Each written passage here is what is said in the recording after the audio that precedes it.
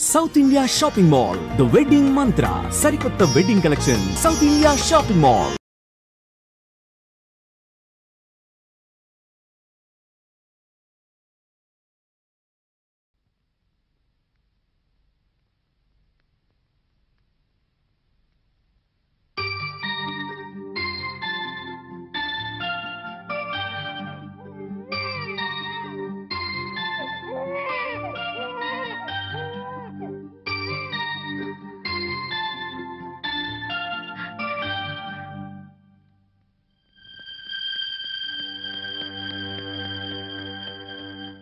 తాతయ్య మీకోసం ఎవరు వచ్చారు?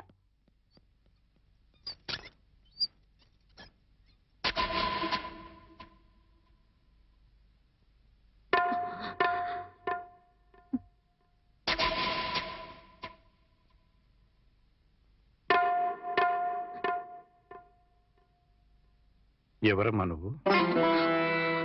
చెప్పమ్మా, ఎవరు నువ్వు? నువ్వెవరో నాకైతే తెలీదు.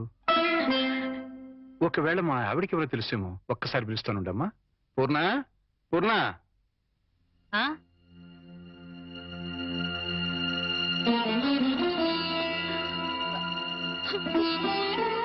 ఎవరమ్మా నువ్వు అంటే సమాధానం చెప్పడం లేదు. ఈవిడి గారు ఎవరో నీకెవరో తెలుసా? నాకు తెలీదండి. ఎప్పుడు చూసిన గుర్తు కూడా లేదు.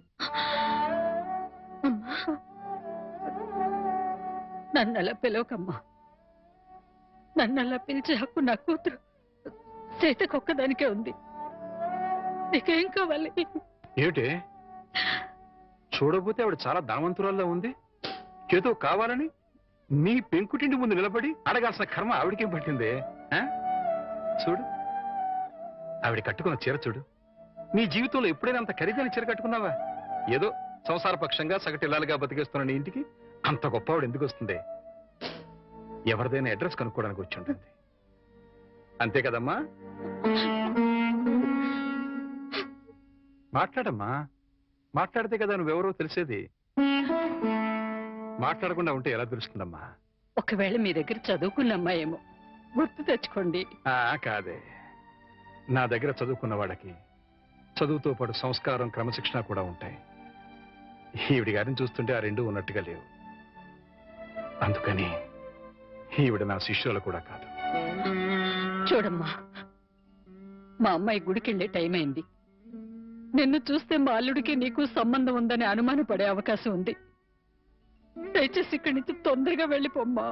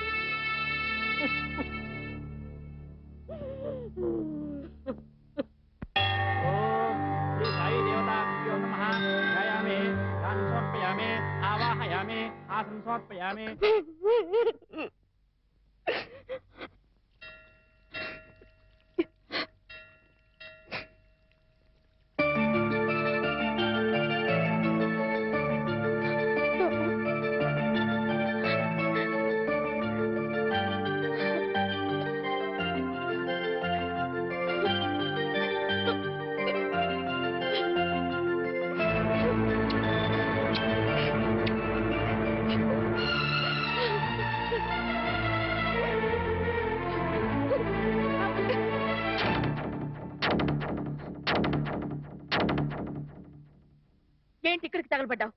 నా బాబుని ఎత్తుకుపోదావనా? మా ఆయన్ని లేపుకుపోదావనా?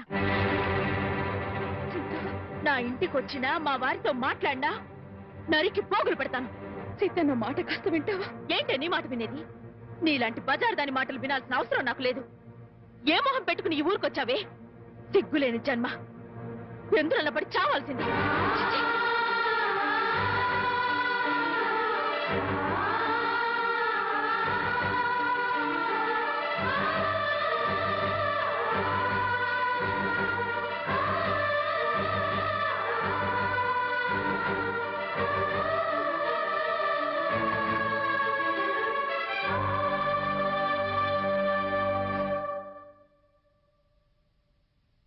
వాణి వాణి, నువ్వు మా ఇంట్లో ఉన్నావని తెలిసి మీ అమ్మ నాన్న వచ్చారు. లోపలికి రమ్మని ఎంత పిలిచినా రావట్లేదు. నీతో మాట్లాడి వెళ్తామని బయటే నుంచున్నారు. నువ్వు వెళ్ళి మాట్లాడిరా.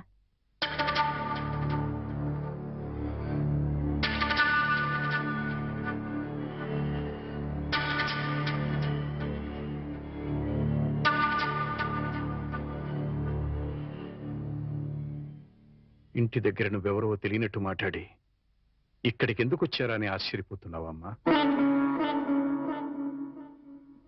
అక్కడ నువ్వు ఎక్కువసేపు ఉంటే అల్లుడు నిన్ను చూస్తాడని పంపించేశావు. అమ్మా, ఈ ముసలి తల్లిదండ్రుల మీద, భర్త మీద నీ కక్ష తీరలేదా? పరువు, మర్యాద, గౌరవం, మనశ్శాంతి అన్నీ పోగొట్టావు. ఇంకా ఏం పోగొడదామని ఇక్కడికి వచ్చావమ్మా? నువ్వు పోగొట్టాలన్నా మా దగ్గర ఇంకేం లేదు. ఆ నాన్నని వాడు ఒకడున్నాడు, వాడు నీకు జన్మనిచ్చాడు, పెంచి పెద్ద చేశాడు అనే విశ్వాసం నీలో ఏమాత్రం ఉన్నా సాయంకాలానికల్లా ఈ ఊరుదులు పెట్టి వెళ్ళిపో. లేదు నేను వెళ్ళనంటావా? చెప్పు, మేమే ఈ ఊరుదులు పెట్టి వెళ్ళిపోతాం. అమ్మా, నీకు 2 చేతులు ఎత్తి దండం పెడతాను. నా కూతురి జీవితంలో నిప్పులు పోయొద్దు, నా అల్లుడి బ్రతుకు నరకం చేయొద్దు. వెళ్ళిపోమ్మా, ఈ ఊరుదులు పెట్టి వెళ్ళిపోమ్మా. వెళ్ళిపో తల్లి.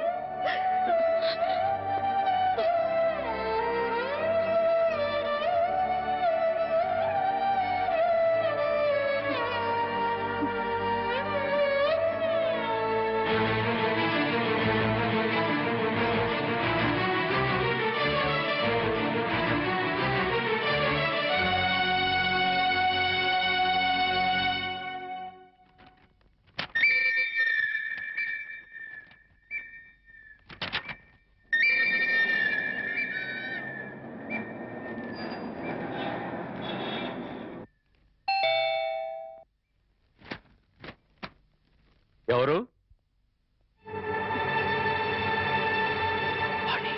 ఏంటి, బాణి వచ్చిందా? వచ్చింది. ఏ మొహం పెట్టుకుని తిరిగి వచ్చావని చెడామడ తిట్టి పారేశాను. అంతేకాదు, ఏం మహాతల్లి, మా ఆయన లేపుకుపోదామని వచ్చావా అని అడగాల్సిన 4 మాటలు అడిగి దులిపి పారేశాను. సరే సరే, అసలు ఎందుకు వచ్చిందో అడిగావా? ఆవిడ గారు ఎందుకొస్తే మాత్రం నాకెందుకని అడగలేదు. నీకు బుద్ధుందా? ఎన్నేళ్ల తర్వాత వచ్చిందంటే పాపం ఏదో కష్టం ఉంటే వచ్చుంటుంది. ఎందుకు వచ్చిందో, ఏ పని మీద వచ్చిందో కనుక్కోకుండా పంపించేస్తావా? ఇది మరీ బాగుంది. మధ్య నా మీద వస్తారేమిటి? సరే, బాణి వచ్చిన విషయం నాకెందుకు చెప్పలేదు? నేనే చెప్పొద్దన్నాను బాబు. అది మళ్ళీ నీ కంటపడితే గతం నీకు గుర్తుకొస్తుందని, ప్రశాంతంగా ఉన్న నీ మనసు మళ్ళీ పాడైపోతుందని నేనే చెప్పొద్దన్నానయ్యా. మామయ్య, పోనీ వాణి ఎక్కడుందో తెలుసా? మా ఇంట్లో ఉంది. ఇంతకు మునిపే మా ఇంటికి వచ్చింది. ఎప్పుడు కళకళలాడుతుండే ఆ మొహంలో కళాకాంతులు లేవు. మనసులో పశ్చాత్తాపం, మాటలో పశ్చాత్తాపం, ముఖంలో పశ్చాత్తాపం. తను చేసిన తప్పును తలుచుకుని కుళ్ళి కుళ్ళి ఏడుస్తోంది. నీతో ఒక్క మాట చెప్పినమని నన్ను పంపించిందయ్యా. ఇంకో అరగంటలో ట్రైన్కి వెళ్ళిపోతున్నాను అంకుల్. శాశ్వతంగా వెళ్ళిపోతున్నాను. ఇంకెప్పుడు ఎవరికి కనిపించను. ఒక్కసారి ఆయనతో మాట్లాడాలి, తీసుకురావు అని ఆ బిడ్డ దీనంగా అడుగుతుంటే కడుపు తరుక్కుపోయిందయ్యా. చేతగాక చిన్న పిల్లల్ని ఏడ్చేశాను. రామారావు, వాణ్ణి తను పోగొట్టుకున్న స్థానాన్ని సంపాదించుకోవాలని అనుకోవటం లేదు. తనకు ఆశ కూడా లేదు. కేవలం నిన్ను కలుసుకోవాలని, మాట్లాడాలని తపన. మళ్ళీ జీవితంలో అవకాశం వస్తుందో రాదోనన్న ఆరాటం. అమ్మను కానీ, నాన్నను కానీ, కనీసం తన కన్న బిడ్డను కానీ చూడాలనుకోవటం లేదు. కేవలం నిన్ను చూడాలనుకుంటుంది, నీతో మాట్లాడాలనుకుంటుందయ్యా. ఆలోచించుకునే వ్యవధి లేదు రామారావు. అమ్మాయి వెళ్ళిపోవడానికి టైం అయిపోతుంది. నువ్వు తనను క్షమించినా క్షమించకపోయినా పర్వాలేదయ్యా. ఆ అమ్మాయి క్షమించమని నిన్ను ఒక్కసారి అడగడానికి అవకాశం ఇవ్వు రామారావు. Please please. సీత, నేను వాణితో మాట్లాడొస్తాను. ఆగండి ఒక్క నిమిషం.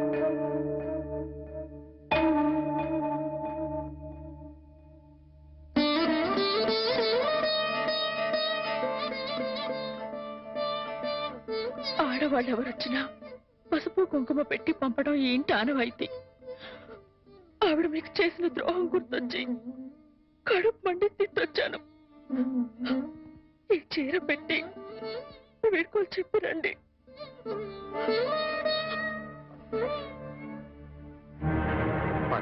వాణి ఎక్కడ? ఆ గదిలో ఉంది. వెళ్ళు బాబు.